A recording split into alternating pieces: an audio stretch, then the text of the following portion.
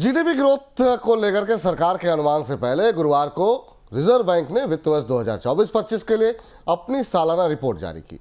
Report में खुदरा महंगाई के अनुमान को 4% रखा गया।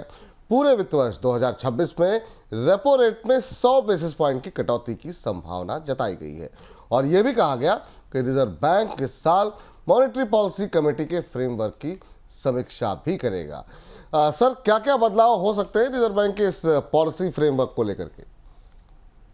विपुल जी, आरबीआई की एनुअल रिपोर्ट साल का एक महत्वपूर्ण दस्तावेज होती है। हालांकि इसमें कई सारी बातें पुरानी होती हैं जो पूरे साल आप जैसे हमारे जैसे लोग रिपोर्ट करते रहते हैं, जानते रहते हैं। पर एक सबसे महत्वपूर्ण बात जो इस रिपोर्ट से निकल के आई, जिसपे जो हमारे लिए जानना जरूरी है, वो है कि आरबीआई अपने मौद्रिक पॉलिसी फ्रेमवर्क को बदलने की तैयारी कर रहा है, उसका रिव्यू करने की तैयारी कर रहा है। 2016 का ये फ्रेमवर्क है या जो नियम है जिन्हें अभी तक माना जा रहा है, और अब ऐसा लग रहा है कि अगले 5-6 महीनों में इसे बदलाव किया जाएगा इसमें, और अगले साल के लिए 5 साल या 10 साल के लिए नया फ्रेमवर्क बनाया जाएगा, जिसे समझना जरूरी है। और जो आज जीडीपी के आंकड़े की रोशनी में और भारतीय अर्थव्यवस्था में हो रहे बदलावों की रोशनी में महत्वपूर्ण है।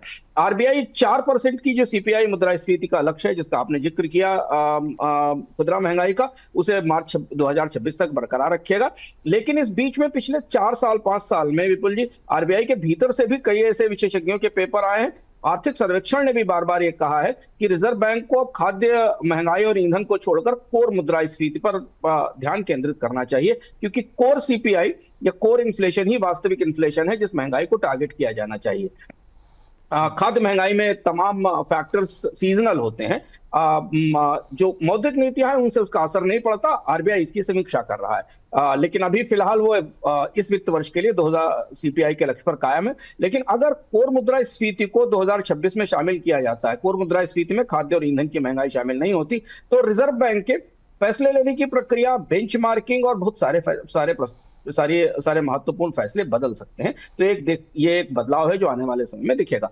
दूसरा ये कि आरबीआई ने कहा है कि Y26 में 75 से 100 बेसिस पॉइंट की कटौती करेगा। रेपो रेट मार्च 2026 तक 5 से 5.25% हो सकता है।